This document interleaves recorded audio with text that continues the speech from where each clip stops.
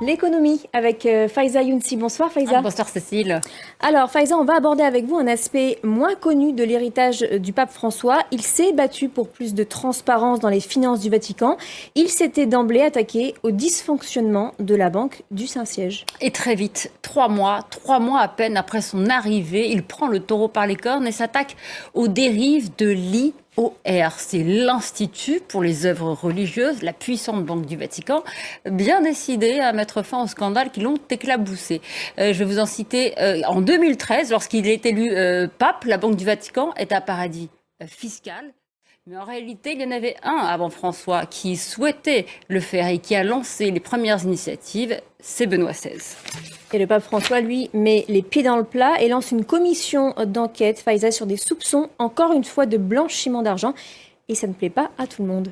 Oui, avec son audit, le pape François se heurte à une certaine hostilité au sein du Vatican, mais il prône une tolérance zéro. Il hésite même à la fermer, cette banque. Mais il décide de créer un secrétariat à l'économie. Il place à sa tête George Pell et il crée un comité composé de 8 cardinaux, dont Wilfrid Napier. Écoutez.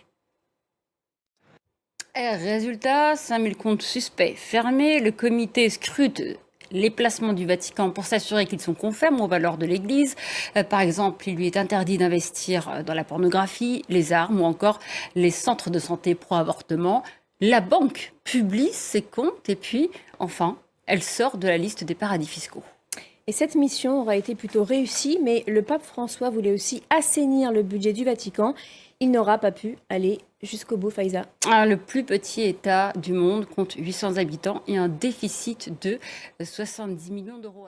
Mais il y a un vrai gros point noir, c'est le fonds de pension de retraite des personnels du Vatican. Il avait été créé par Jean-Paul II. Il concerne 5000 de ses personnels dans le rouge depuis plusieurs années. Le déficit ne cesse de s'aggraver avec un trou à combler estimé entre 300 millions et 1 milliard d'euros. Devant cette urgence, le pape, dans ces derniers mois, a évoqué une piste, solliciter les donations via une campagne. C'était son dernier combat et son successeur devra relever le gant. Merci beaucoup, Faiza Younsi, pour vos explications.